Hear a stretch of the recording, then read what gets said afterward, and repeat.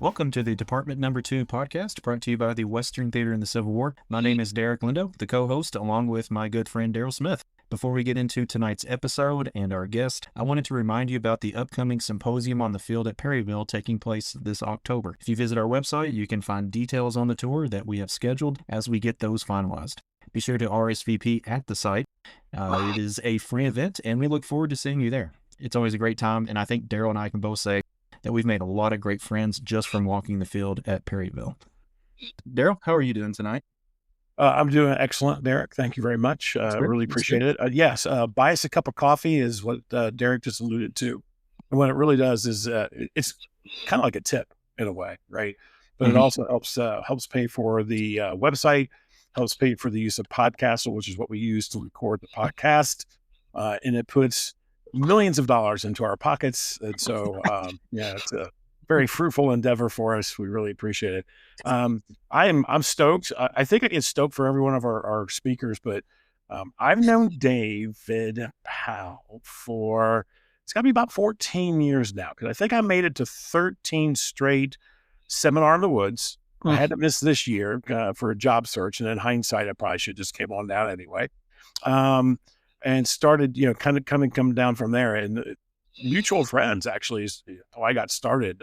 Don Barnes, primarily, made a comment to me. I was leading a tour at Perryville, and he mentioned the Seminar in the Woods down in Chickamauga. And so I started going. I have met some really great people there. It's been fantastic. It is this in-depth treatise of the battle. We typically do a bus tour on Friday, usually campaign related. We've spread that out the last few years. It's been kind of neat too. And then Saturday's usually all day on the battlefield, different topics every single year. And so deeper dives into the Battle of Chickamauga. And to be blatantly honest with you, we just ripped off the idea for Perryville. I mean, we called it something different. We don't have a bus tour, but really it's the same thing. And so we really, all of us who study the Western Theater, who have any interest in Chickamauga whatsoever, we all owe David Powell and James Ogden III a great debt of gratitude. I think, David, I'm going to paraphrase it wrong, but it's your excuse to follow Jim Ogden around in the woods at Chickamauga. Is that kind of right? That's essentially correct. Yes. Yeah. So give us, Dave, give us a little background, because I've known of you through other avenues, board gaming for one thing. Give us a little bit of background, and we're going to delve into some books and maybe a little myth busting tonight. All right. So I graduated in 1983 from the Virginia Military Institute. I attended VMI because I wanted to be an Army officer, specifically an infantry officer. Fate decided otherwise, probably for the best for all concerned. But I had always, really since junior high, had a lifelong interest in military history. And I had good friends in wargaming. So we all kind of got out of, I graduated 83. My friend Dean Essay graduated in 86, actually. And we decided, in the, hey, let's put on a show. Let's rent the barn and put on a show. In their best attitude, we decided to form a war game company. And so we made paper games, not computer games. I should clarify that. And I spent about a decade and a half doing that. But I wanted to, I started to entertain the idea of doing some writing on the American Civil War. And about 2000, 2001, I said I had written several articles, but at that time I had no idea that I could write a book or finish a book. That seemed like a big endeavor, right? What is it, 200, 300, 400 pages? Oh my God. I got an opportunity to do the maps of Chickamauga. It was an idea that I had sort of come up with based on wargaming, to sort of track the battle map by map about every 15 minutes. And independently of that, Ted Savas had, working with Brad Gottfried, had worked up the plan to do a similar set of maps. The first one was, I think, maps of Gettysburg. And so someone told Ted about me. I think it was Terry Johnson, who is editor of a couple of different Civil War magazines over the years. Ted asked me about it. We talked a little bit, and he said, "Let's go ahead and do it." And so that was essentially my introduction to writing Civil War history. And I was very happy with the outcome. I kicked around the idea of doing some other stuff. Maps of Chickamauga is really, to this day, still the park, the Chickamauga Chattanooga National Military Park bookstore's best-selling item. Mm-hmm. So it obviously has done well. But about a year and a half after that, Ted Savas called me up again, and because I had talked jokingly, it said, well, if I was going to write another book, I'd write a multi-volume study of Chickamauga. But I said, no one will ever publish it. Who would want that? The only multi-volume study of any battle is Gettysburg, and after that, no one cares. Until Ted called me up about a year and a half later and said, let's do it.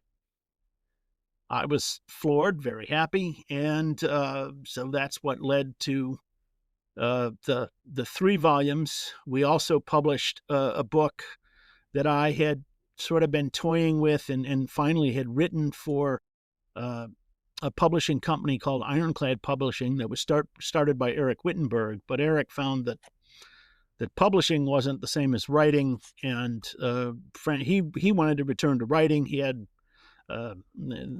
some issues with Ironclad, and so I had this book project, and Ted also published that.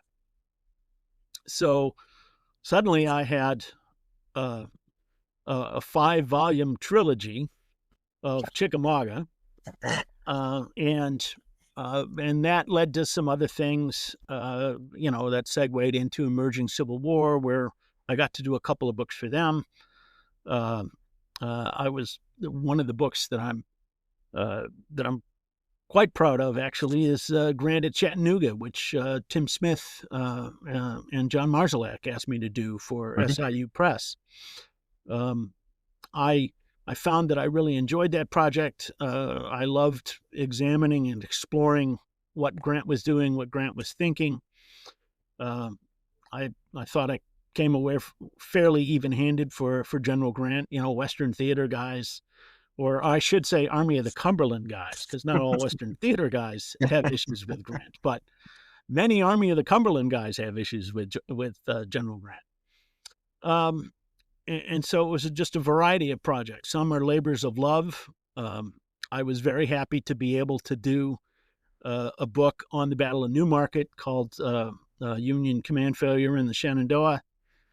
That was obviously connected to my VMI roots.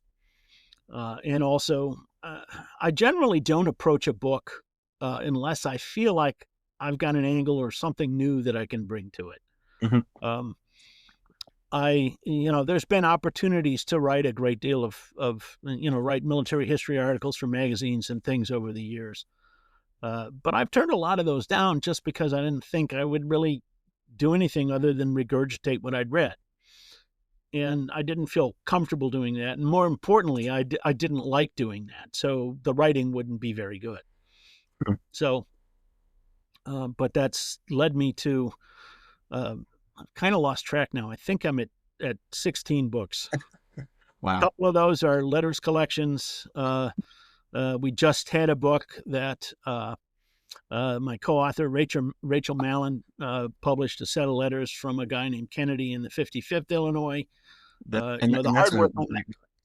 hard work on that was hers, of course, but I lent my historical knowledge and understanding, and we were able to bring out some things. When I read those letters, I was really happy with them. I thought they were fascinating. Sort of an Irish second-generation immigrant story that's a little bit different than the usual Irish type brigade stuff. And but it's projects like that I'm looking around for or always working on.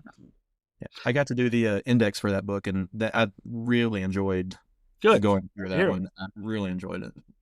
There's some Not interesting all of them. aspects in that letters collection. Yes, That there are. I was. I think the thing that I talk about the most that really jumps out at me is that we often hear that the Irish were strongly democratic. Not him. No, he's such a strong Lincoln guy. Uh-huh. And yes, he's no friend to the Negroes, but he's not antagonistic or Mhm. or angry at the blacks. Yeah. But really his intense dislike of Copperheads at Mhm. home comes out through several of the letters. It really is. And I really, it was almost like listening to one side of a phone conversation. Yeah, It's, you kind of got a lot of the letters, he sent into his wife, not a whole lot, coming back for one reason or another, but you really got the sense of just the struggles that she was going through and with yes, the kids and, with kids passing away and, with through his friends. And it's a I highly recommend it just because you get that other side of things that usually you don't get when you're reading just a straight military history. It's the everyday things that these men are worrying about. I mean, constantly worrying about their families and yeah. supporting them still, and it's an eye opener. I would say that. We're currently also in the month of Tullahoma, which you have a book on Tullahoma as well that you co-authored with Eric Wittenberg, if I remember correctly. That is correct. Yeah. So tell us a little bit. I mean, I think everybody should have read it by this point who's listening, but we probably know that's not 100% accurate. So tell us, you wanted to tell, you just got done saying, and this is one of the things I appreciate about you and Tim Smith and some other authors, of not just taking the conventional story and regurgitating it, because there's no challenge there, particularly for you. You like to try to take a different angle or get us to think a little differently about certain interpretation. So tell us a little bit that was a little different for you for Tullahoma, or was there anything different for you for Tullahoma? Because Tullahoma really hasn't been written about a whole lot. Michael Bradley's got a book, and there's some campaign, overarching campaign things with Blue and Gray magazine, for example. But Right. really, not a whole lot going on with Tullahoma. The Civil War literature field is really dominated by big battle books. They sell the best. Then come regimental histories or biographies. Biographies are probably the second ranked because, but there are few. And this is something Jim Ogden said to me years ago, and he said, really, there's only a couple of arguably operational studies of Civil War campaigns. His example, and I think it was an excellent one, was Coddington's Gettysburg campaign. But there are few books that really approach things from that angle or from that point of view. From looking at the operational decisions being made on a day-by-day basis. So I definitely wanted to do that for Tullahoma, primarily because there is no big battle to hang your hat on at Tullahoma. There's no 150,000 men smashing into each other. Mm-hmm. So if you're looking for that, well, I can't deliver that except in alternate history. But so I had been gathering material and had written some introductory chapters, mostly on Rosecrans and the formation of the Army of the Cumberland, or I should say the transition of the Army of the Ohio to the Army of the Cumberland. And then Eric Wittenberg, who is primarily known as being a cavalry guy and an Eastern Theater cavalry guy, had a strong interest in Wilder's brigade and Minty and some of the other Union cavalry in the Army of the Cumberland. And so he had written a couple of different tactical articles. He'd written the Hoover's Gap piece, for instance, and he'd written Shelbyville, or started to write Shelbyville, but he didn't have a home for them. They were kind of too long for magazine articles, and he wasn't that interested in putting them in a magazine anyway. And so he approached me and said, what if we put this stuff together and do a campaign narrative of Tullahoma? and I was more than happy to do that. That got us quite a bit further along the road to finishing that book than I would have had I done it on my own. It would have taken me another year probably in terms of writing. Plus, also the process of writing with Eric turned out to be really fun. I don't have a ton of ego or possessiveness when I write. I know that my first drafts always need a lot of rewriting. I was that guy in college or high school who hated to rewrite. So I banged out my term paper. I didn't have to pull all-nighters, but I banged it out and turned it in. But since I've done this, I've taken an entirely different approach. I do like to rewrite. I do like to refine, the language, to make it tighter, to make it better. And working with Eric only enhanced that. We could look at each other's material, there wasn't a single instance where he chopped something out or I chopped something out and the other one of us got, "Hey, you can't do that. That's my word." So that was a fun project, and I'm glad I finally got to do it with Eric. But also, I'm glad that Tullahoma has a campaign study that no one has ever really done before. I tell audiences at Civil War Roundtable talks or something. When I started, or back in the day, Tullahoma was always known as the campaign you never heard of. Right. Now, I think it's more the campaign you've probably heard of, but you don't really know what happened because there isn't a lot of information on it. There's no battlefield. Yeah. I mean, the smaller, there's no big battlefield. Right. Yeah, there's no marked battlefields, right? There's a handful of interpretation signs, really, at small little pocket parks in some examples, not in all. Yes, right? Not in all. You can do a decent amount of interpretation, a decent amount of exploration. Mm-hmm. But yeah, by and large, there's no, it's not. There's no Tullahoma Battlefields District the way there is, say, in Shenandoah or something like that. Right. But I think the book worked really well. I know Savis is pretty happy with it, and looking back on it, I don't see a lot that I would add there. I think we nailed it, I think. Yeah.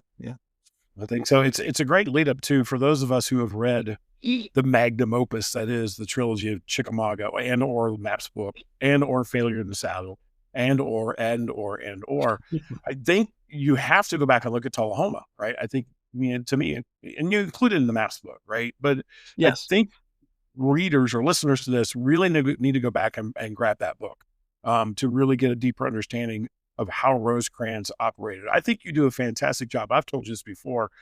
Your trilogy is I'll call it a tactical study, but that's really selling it short, because I feel like you really have weaved the operational into the tactical story and vice versa. And so I can understand what's going on at a higher level and larger army, larger core and those types of movements, but then you're breaking into the different tactical situations, whether it's Macklemore's Cove or Chickamauga proper. And I think understanding Rosecrans' decisions at that point, you have to go back to Tullahoma, and you really have to get a feel for that. And maybe I should even say, go talk to Dan Masters and start with Stones River, right? And then really just kind of bridge that gap with the variety of books that are out there. So Tullahoma is great. Anything that was like an aha for you for Tullahoma? How much the weather impacted that campaign, and the fact that because of the lack of good roads, especially on the eastern flank for the Federal Army, where Crittenden's 21st Corps just got stuck in the mud for a day and a half, almost 2 days, trying to climb out of up onto the Highland Rim. looking at that terrain, which is still largely rural, and you can find the routes and gain an appreciation for the difficulties they faced. And then the other thing was it was just how poorly the Confederate Army was prepared for anything. Not just that they were outnumbered, not just that Bragg had been drained of troops to reinforce Vicksburg, but when the campaign opened, Bragg didn't have really a plan. He had a kind of a half-hearted concept that would have been disastrous had it been executed, I think. My favorite story that comes out of there is the fact that Bragg and Polk spent 2 months in Shelbyville, and they were outwardly cordial, but they detested each other, and they detested each other's military abilities, so they never once talked strategy. Wow. They would have dinner together like once a week, but it was always a very superficial, very surface cordiality. And there's a federal army just 20 miles away. You might want to talk about what none of that ever comes up. So, well, I don't think Bragg was ever going to share another plan with Polk if he had to until last. No, probably something along those lines. So let's talk a little bit about some myth busting too at Chickamauga. I know you do this somewhat in volume 3 a little bit, but we still to this day, even though there is, what have you written? Something like 1 million words on Chickamauga now, something in that range. Yes. So even though you yourself have written 1 million words on the Battle of Chickamauga, there are still people out there that still will gravitate to the old and outdated stories. There's a couple of them I can think of right off the top of my head, but one of them, it might just be, why didn't Bragg attack on the 21st of September of 1863? Like that visionary Nathan Bedford Forrest thought about or urged him to? Yeah. Yes. Well, one of the things, or certainly the most important thing that I noticed when I first started looking into that and in all of the discussion, no one ever talks about where the Union Army is. Mm-hmm. No one ever mentions, it's just, they ran back to Chattanooga. Well, no, they didn't. They fell back to Rossville Gap, a highly defensible Rossville Gap. Right. And then they basically reformed and were ready on the morning of the 21st to deal with continued Confederate attacks if they were to come. And then the second thing that leaps out at you is that part of Civil War history we don't study enough of, and a lot of people, they want the flash of their swords and the waving flags. They don't really want to talk about wagons and beads. Yeah. When I tell people that the Army of Tennessee, the Confederate Army of Tennessee, when it left Chattanooga, numbered about 40,000 men. That was September 9th. By the time of the Battle of Chickamauga, they're about 70,000 men, and really by if you add up all the reinforcements that Bragg receives up to and through the Battle of Chickamauga, they're pushing 80,000 troops. So Bragg's army has doubled in size in the space of no more than 2 weeks. By the way, all of those reinforcements, in order to get them there quickly, have left all their horses and wagons behind. So suddenly, his inadequate logistics network, his supply train, which was insufficient to feed his existing army. One of the problems they were having in the Tullahoma campaign, or before the Tullahoma campaign in Middle Tennessee, was that they were having to go further afield. The army was slowly starving to death in Middle Tennessee because they couldn't get enough forage. Not so much the men, but the horses and the livestock. So now we compound this by bringing another 40,000 men into the equation. And Bragg simply can't move that far from his railroad, not without essentially starving, not without the army collapsing. So Bragg is really hamstrung by logistics. And that plays out through the entire rest of 1863. That's Longstreet's East Tennessee campaign. You jump forward to that. A lot of people over the years, a lot of historians have knocked Longstreet for the East Tennessee campaign. Oh, it proves that he was incapable of independent command, is something you hear a lot. Well, I don't think we'll ever know if he was capable of solid performance at independent command, but what he was tasked with East Tennessee was literally impossible. Bragg told him to move fast and repair the railroad as you go. You can't do both. Yeah, we're hard to do in that terrain too. Yes.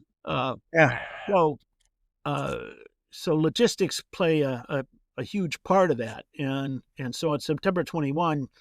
When Bragg is trying to figure out what to do, where the Federal Army is gone, and whether or not he can attack or recapture Chattanooga, it just ends up that once they get up to Rossville and discover where the Federals are, they can't do it. And I think the cooler heads in Bragg's army understood that. Yeah. You made a great reference there about Longstreet, move fast and build, which is a direct correlation to Buell moving across northern Alabama, summer of 62. Protect that rail line, rebuild that rail line, but get to Chattanooga. And it just wasn't happening. And Buell had some logistical issues, but not in the magnitude that Bragg/Longstreet had. So it's very interesting. And Sherman has the same problem with the same railroad in 1864 until Grant says, drop everything and come to Chattanooga. Yeah, same issues. All right, so there's another myth, right? The infamous Nathan Bedford Forrest threatening Bragg with his life. And again, I hope most of the folks that are listening have read your books. They've now come to the understanding that this is mostly an inaccurate tale, but give us a little oversight while we've got some hopefully captive audience listeners. We have, we have a problem. We have a lot of late 19th century Civil War authors, historians, and participants writing their reminiscence that basically invent things. And really since about 1940 or 1950, modern Civil War historiography has been slowly unpicking all those myths, throwing them out, and there are dozens of them. And I think this is a very classic example of that. I broke it down in an appendix in Failure in the Saddle about where Forrest was, the timing. It's really based on one account by a post-war, by a man who was with Forrest, who was a medical officer with Forrest, but who was also the head of the Reunion Association, the Forrest Association of Confederate Veterans, things like that after the war. Really, he was a collateral relative, so I think a cousin, so he really built up Forrest. And when you analyze his account in terms of the timing, when did it happen? Typically, it's supposed to happen around the end of September, beginning of October, 1863. And Forrest is supposed to storm into Bragg's tent and insult him to his face and slap him and say, if you were half a man, I would challenge you to a duel, etc. It's a lot of this florid 19th century language that, Braxton Bragg has a reputation for shooting people. He's a man who is not afraid to arrest people. He arrests Leonidas Polk, who is President Davis's very good friend, after Chickamauga. He has no qualms about placing Polk under arrest and sending him to Atlanta. So there's no question in my mind that had Forrest been insubordinate to him, Bragg would have arrested him. Yeah. And if he'd struck, Bragg, if he'd punched him or slapped him, he might have shot him. Who knows? And catch Bragg on a bad migraine day, right? Yeah. You just never know. So from a lot of angles, the story really falls apart. The timing doesn't work. For instance, Forrest is actually not with the Army at the time this is supposed to have happened. He's angry that Bragg has reassigned his cavalry to Joe Wheeler for a big raid into Middle Tennessee. But his cavalry has been reassigned. He doesn't have anything to do, so he asks for leave and he goes to Alabama to visit his wife. And so Bragg would have to basically hop a train in Montgomery, Alabama, take a 2-day train ride, enraged all the while, I don't know, tearing apart train car seats or whatever on the way up. And then getting off the train, riding up to Bragg's headquarters. And this is kind of exhausting. This is like a 3-day mad. And none of which is brought out in the account that describes this incident. So for all of those reasons, and I go into great detail in the appendix, for all of those reasons, I don't think it ever happened. Mm-hmm. I think it's Forrest became, in Shelby Foote's words, an authentic genius after the war. Everybody, or not everybody, but certainly Confederate veterans began to look at him, and they looked at things like Bryce's Crossroads and said, "Wow, why didn't we give him command of the armies?" Mm-hmm. Well, probably because he wouldn't have done a good job at it. But it's quite different leading a cavalry division or a cavalry brigade and leading, a 50,000 man army. That's right. Yeah. Very fair. So let's take this a little further. What have you learned a little bit about Joe Johnston vis-a-vis Braxton Bragg and doing your Atlanta series that you're working on? 5 volumes, I think, is the goal. Yes. Yeah, 5 volumes. So what have you learned about Joe Johnston that I think we talked about it? It's probably been posted around a little bit, but that most average listeners would be a little shocked to hear, or just something different? Johnson has a reputation as this defensive genius, this master of defensive strategies, always countering Sherman. To some extent, that's true. Johnson doesn't get surprised by Sherman, or at least not so badly surprised that he puts, that his position is compromised or he loses his army. But as I write, and I'm now working on volume 3, so this morning I was working on the chapter where Johnson gets replaced. And I found primarily that Johnson he's not prepared. He doesn't think of alternatives. I study a lot of Napoleonic history, and there are a number of famous scenes describing Napoleon with his chief of staff crawling around on the floor with maps and talking, measuring out. Napoleon had calipers so he could measure daily rates of march and planning his campaigns.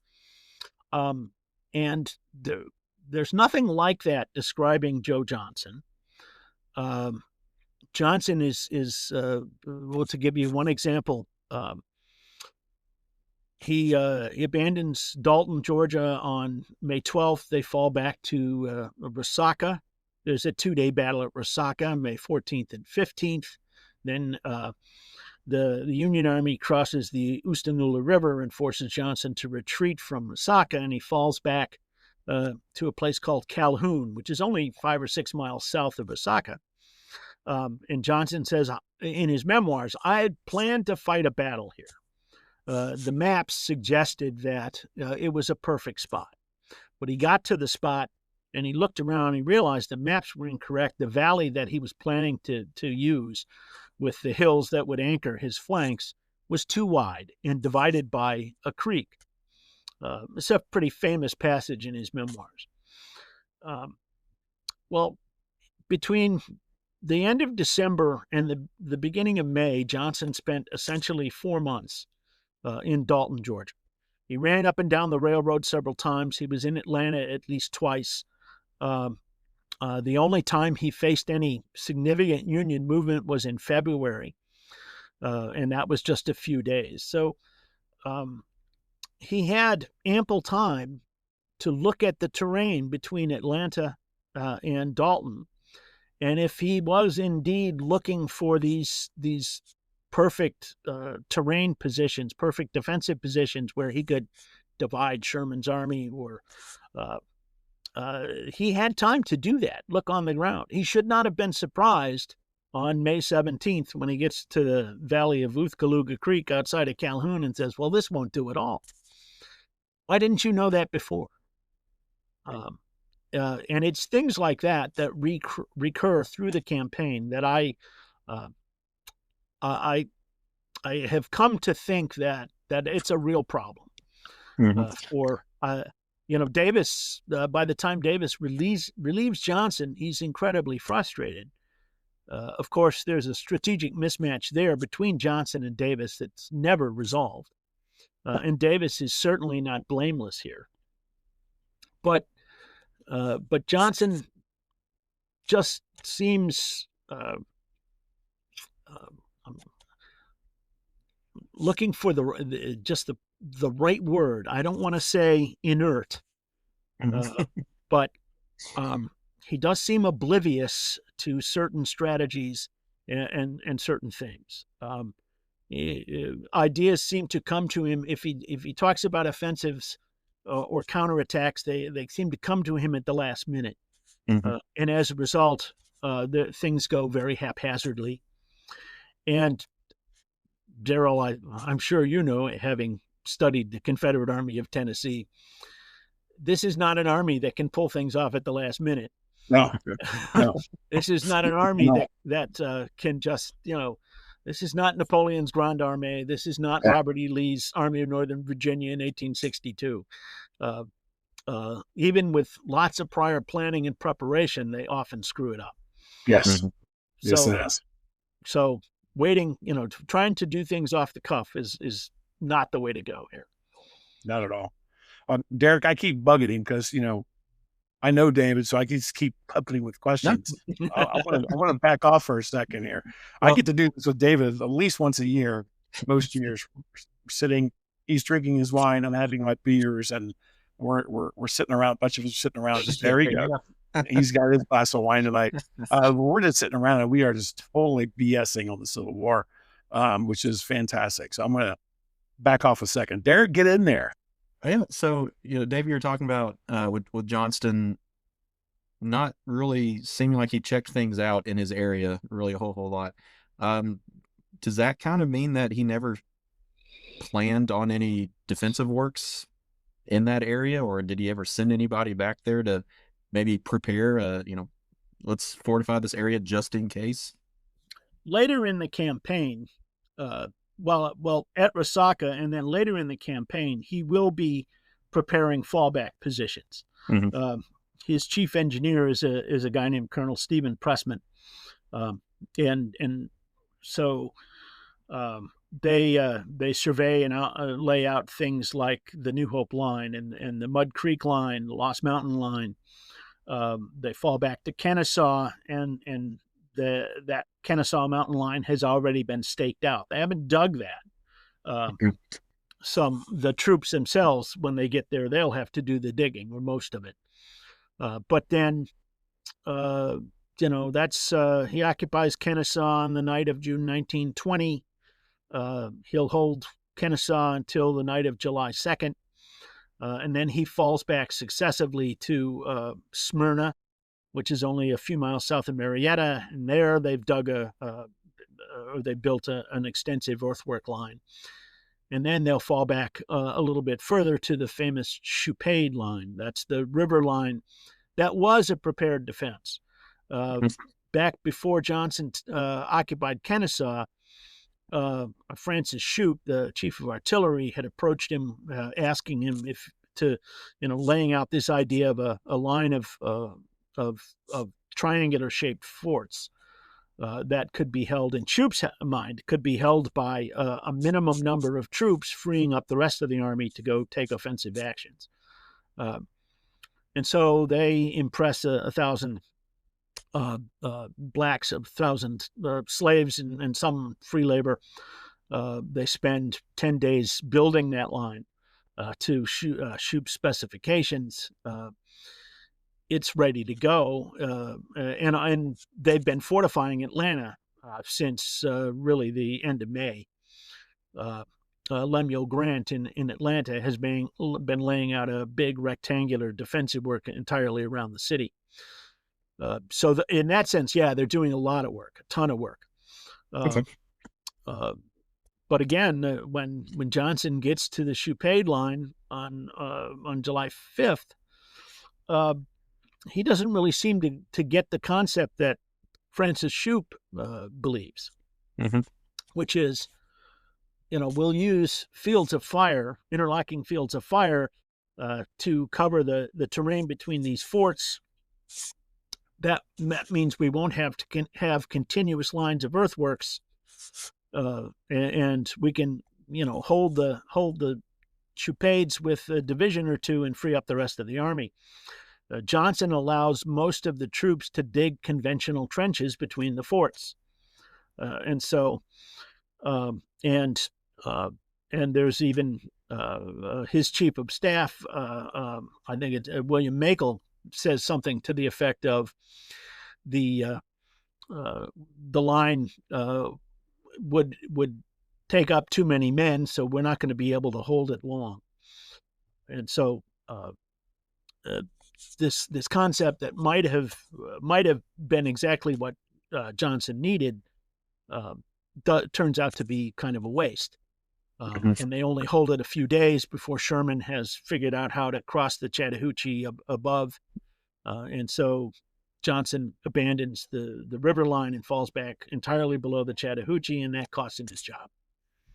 So there are some instances when he's working on prepared defenses, but even that sort of best example, the Chupade plan, he doesn't seem to grasp it or fully understand it. Maybe he's just not enough of a visionary to get, he's not enough of an original military thinker. Yeah. And Johnson is a bit of an enigma. He's a hard guy to read. Right.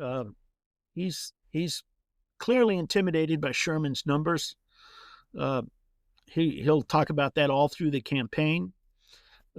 He has a very hopeful idea that all we need to do is take Nathan Bedford Forrest and throw his cavalry against Sherman's supply line, and that'll change the whole campaign.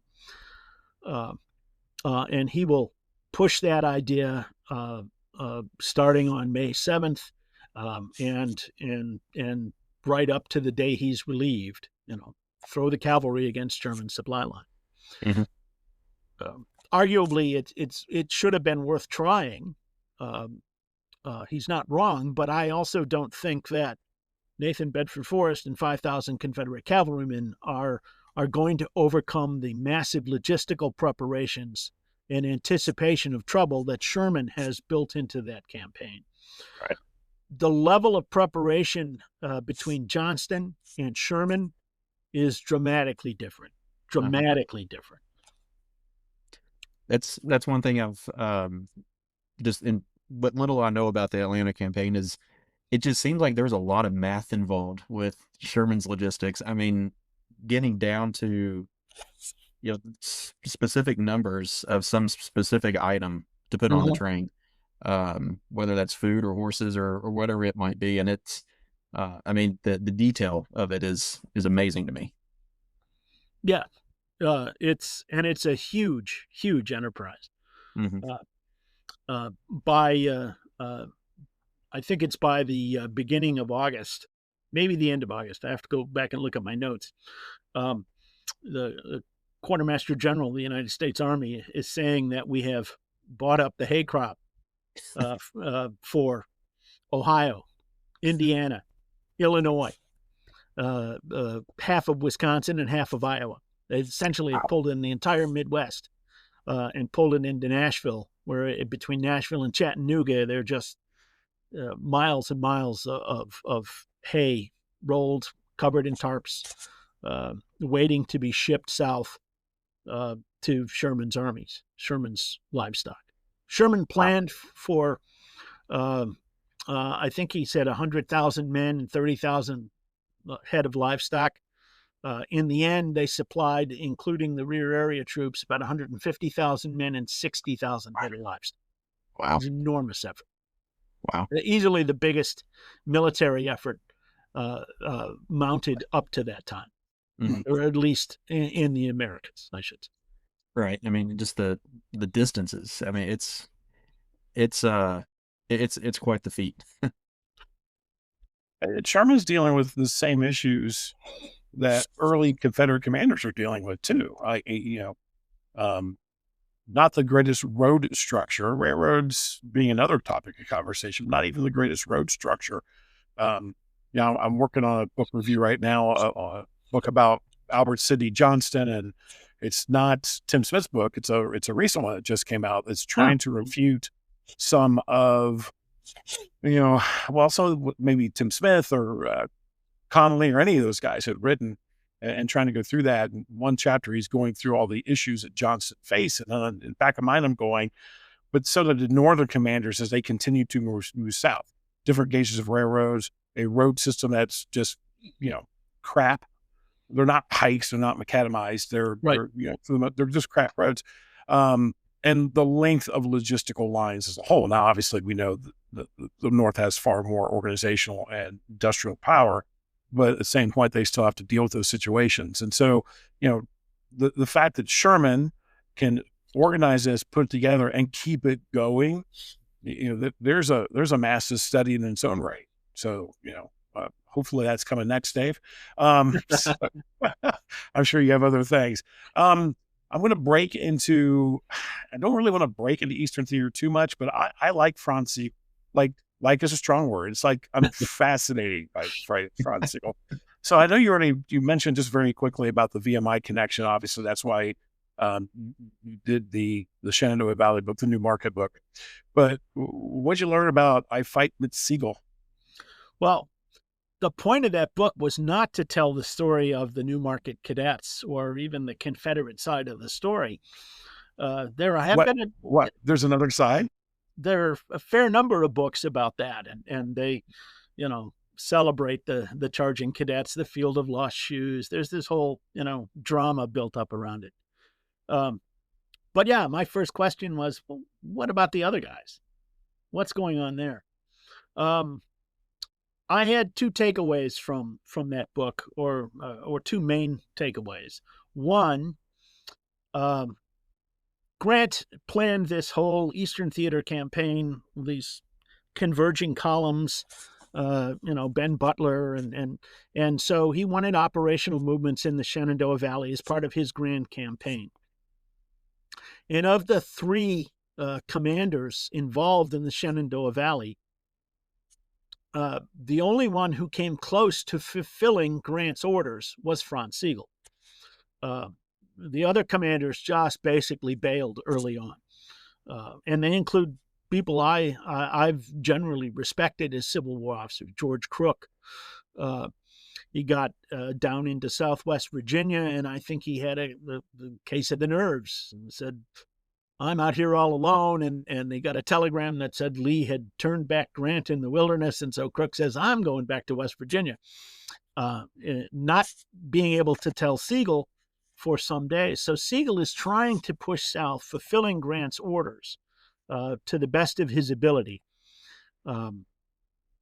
which is something that impressed me. He's not just an incompetent. He's trying to do what he's supposed to do. And many of the things that were that had been traditionally portrayed as Sigel being incompetent. One good example is Sigel pauses at Winchester for about a week to train his own army and to try and draw the Confederate defenders up north away from George Crook. This has largely been interpreted, this pause has been interpreted as Sigel surrendered the initiative and waited until the Confederates could concentrate against him. Exactly like he was supposed to do. That was the whole point of Grant's plan, which largely seems missed by most of the authors that I delved into when I looked at this. Now, mostly they're looking at Confederate side of the story, so they're not really paying attention to what the Federals are. Sigel is, and really all the Federals seem to be more cartoon characters than actual soldiers. The second thing is that Sigel generally gets blamed for being defeated piecemeal at Newmarket. But Sigel issued repeated orders to those forward commanders to pull back. He didn't want to fight at Newmarket. They discovered the Confederates. They were supposed to retreat, and they refused. So Sigel sends Julius Stahl, who's serving as his chief of staff, forward to enforce those orders on the May 15th in the morning. And Stahl rides up and I forget he's a Cincinnati guy, the 28th Ohio guy? Yeah. Auguste Moore? Yes, there we go.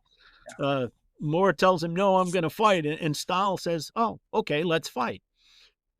So Sigel's, the Battle of Newmarket is not anything that Sigel put together, or he made a couple of sort of grim tactical decisions, some blunders on that battlefield. And as I've told other friends, I'm not trying to hold Franz Sigel up as the undiscovered military genius of the American Civil War. He's not that, but he's also not this cartoon villain that is so often portrayed. And had the other commanders, especially Crook, made any effort to fulfill their orders as part of this campaign, we wouldn't care about Newmarket, because the Confederates simply would have had to deal with a crisis at Stanton. So I like that book a great deal. I think it uncovers or approaches the topic from a really fresh perspective. When I went to the Shenandoah Battlefields Conference a couple of years ago, several of those guys told me the same thing. They were really intrigued by the book, which pleases me. Mm-hmm. But my library includes the papers of all the original copies, or not original copies, but manuscript copies of all the great military geniuses of the Civil War: Braxton Bragg, Franz Sigel. I've got a fair amount of Rosecrans's papers. I don't know. I collect them, I guess. Something about the tragic story, I think, is what's pulling you there, and delving in to see whether or not it's really true, right? Well, that's it. To go to try and understand why is what really drives me. We learn more from mistakes than we do from success. That's certainly true in warfare. Yeah. Nothing teaches you to do things differently than getting your ass kicked, basically. Yeah, absolutely. Absolutely. Yeah, and so when we look at a military defeat, I want to know what happened, what went wrong. Is it bad orders? Is it bad morale? Is it bad discipline? Is it just bad luck? Mm-hmm. And every battle has a bit of all four of those things. But sure. But assigning not so much blame, but a chance to understand what's going on. Not to go back to just quickly jump back to Chickamauga, not to just reduce Rosecrans' command decision to create a gap in the line on September 20 to basically a fit of pique from a Union divisional commander, Tom Wood, and said, well, Rosecrans gave me an order, so I'm not going to follow it because he yelled at me 3 days ago. That's not really a satisfying explanation to me. And if you dive into it, you find out, yeah, it's a lot more complex than that. Mm-hmm. Absolutely. As we've stood on that field and we talk about was it 14 messengers that Thomas sends to the Rosecrans begging for more troops? that sometimes that gets overlooked a little bit. So unfortunately or fortunately. Well, fantastic stuff. Obviously you just talked about volume 3 of Atlanta. Got a couple more volumes after that. Are there projects in your future that you can talk about on your horizon? I don't know if I'm going to find another big topic to explore. Chickamauga was a big topic. Atlanta is a really big topic. And it takes some years of preparation, research, and assembling all the materials. I'm sure there'll be other writing projects. Stuff comes by all the time, like this 55th Illinois Kennedy Letters project that just Ted Savas said, hey, this is really promising. We need a little help. Can you do it? Sure. But I also suspect, knowing me and knowing the amount of in-depth immersion I like to get on things, something else will come along. I was at one time I was gathering materials to write a history of Shiloh. I think Tim Smith has nailed down a lot of what I wanted to do there, especially on the second day. Mm-hmm. If Dan Masters did not exist, I would probably do something on Stones River. But I really like that Stones River book. It's excellent, well-deserved awards. So can I add much to that? I don't think so. But that's okay. I'll be perfectly happy to find other topics, but nothing big yet. Okay. No shiny thing in the distance that I keep running towards. Okay. Well, we'll throw some ideas your way. That's what we'll do. No problem. We'll solicit the group and start throwing some ideas your way. Well, Derrick, anything else before I? Oh, sorry. I was going to wax poetic about Dave a little bit, but I do have one topic that is near and dear to my heart. I don't know if it is to anybody else's. I am unhappy with all of the tactics books, Civil War infantry tactics, rifle, musket stuff, that have been published to date. Mm-hmm. And so I want to do a tactics book. Okay, that'd be great. Yeah, I think that would be well appreciated. At least I would hope it would be well appreciated. So, yeah. For the listeners, if you have not picked up, if you want one very good book, there's a couple of them, so I hate to just pinpoint down to one. If you want one very good book on Chickamauga, I think the Maps book is a fantastic place to start. When that book came out and I started actually being able to take the text and conceptualize what's going on with a map on the facing page, I could actually start to understand that battle a little bit anyway, such as it is. It's still a confusing fight, but that really tremendously helps. And it's a fantastic book. If you want the tour de force, you get the 3-volume Chickamauga efforts that Dave has put out. If you want some controversy, Failure in the Saddle, probably a pretty good one to pick up and maybe rethink your thinking about certain cavalry leaders for the Confederate cause. And then, Tullahoma, can't go wrong with that, as we've already talked about a little bit. I'm just very happy that I've had the opportunity to meet and chat with Dave and again, quaff alcoholic beverages with him and be a friend. We've toured other battlefields together, kind of as a mini side group. And so it's just been fantastic from that aspect. If you want to think about the Civil War, and again, these are the Dave Powells and the Tim Smiths of the world. They're not just regurgitating the same story over again. They're getting you to think a little bit differently.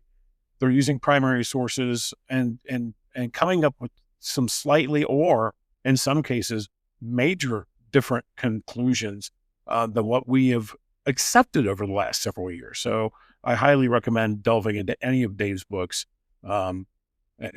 you're just fantastic. And I, Dave's not paying me to say any of this. This is, I just appreciate the fact that he's out there, that he has helped really get Chickamauga back on the map. Because now when you walk in that Chickamauga Battlefield bookstore, it's got Chickamauga books, baby. It's like, it is fantastic. It has spawned things. It has inspired others to do like tour guides and whatnot.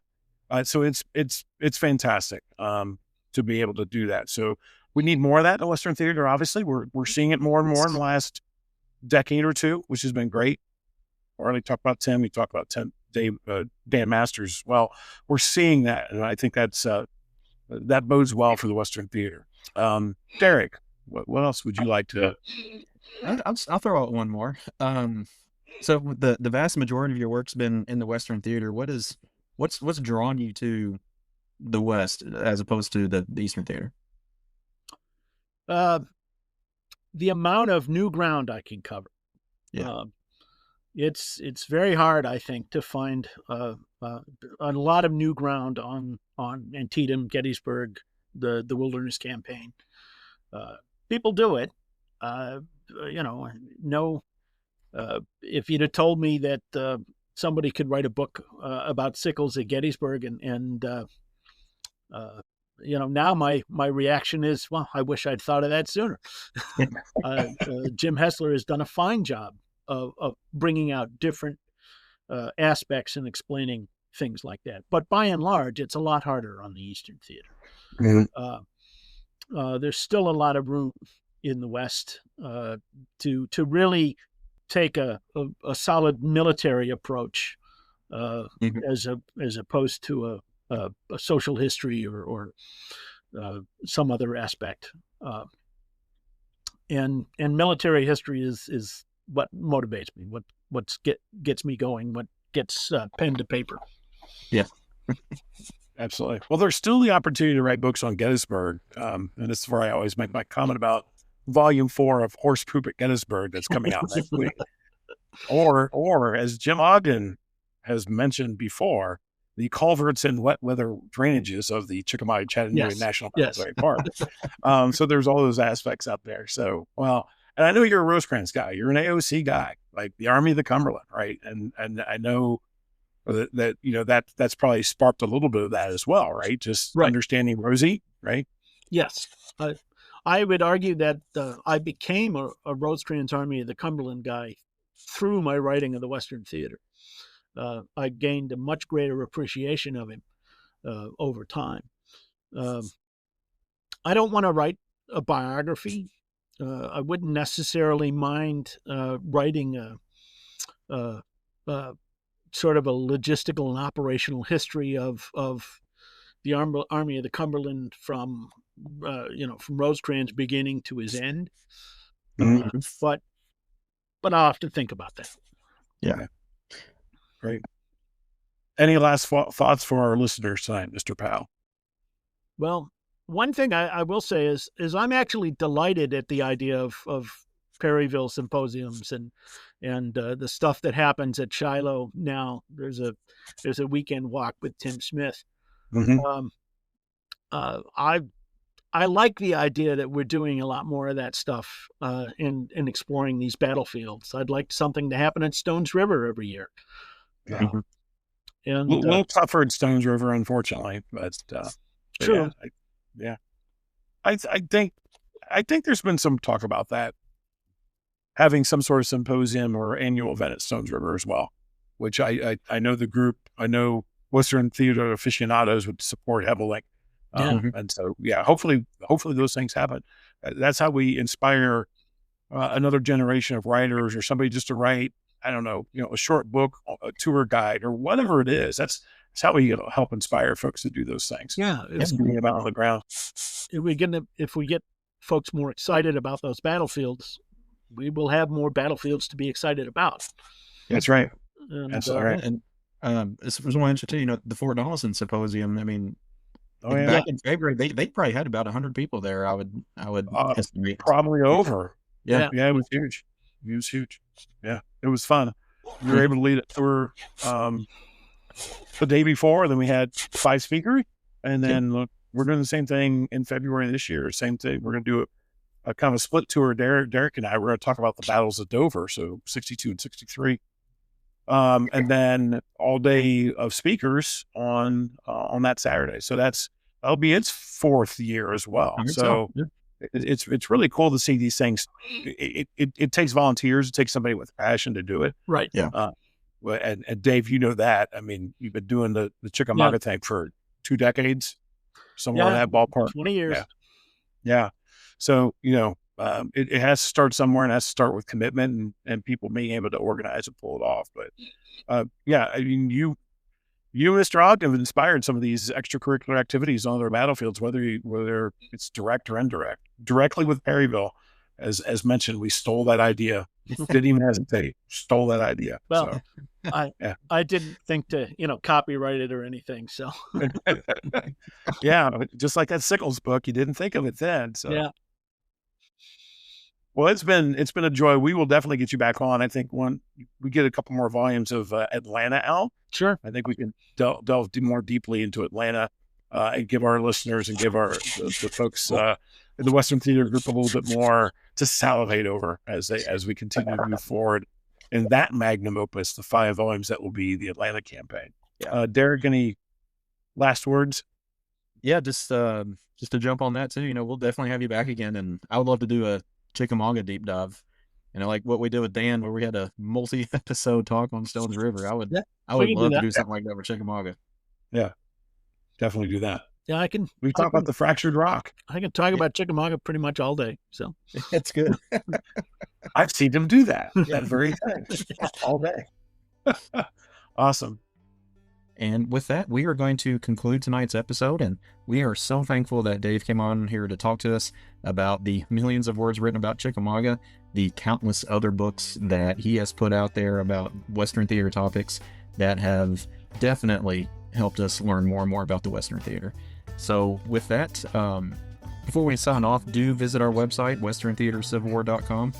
There's ways on there for you to give and help us out a little bit. If that's not your thing, that's totally fine too.